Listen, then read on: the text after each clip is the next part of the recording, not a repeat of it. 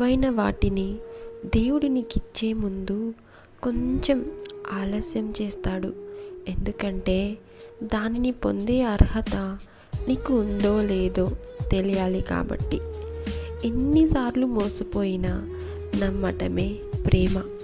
ఎంత గొడవ పడినా మరుసటి రోజు నవ్వుతూ మాట్లాడే ప్రేమ దొరికితే ఆ జీవితం అంతా స్వర్గమే అవుతుంది.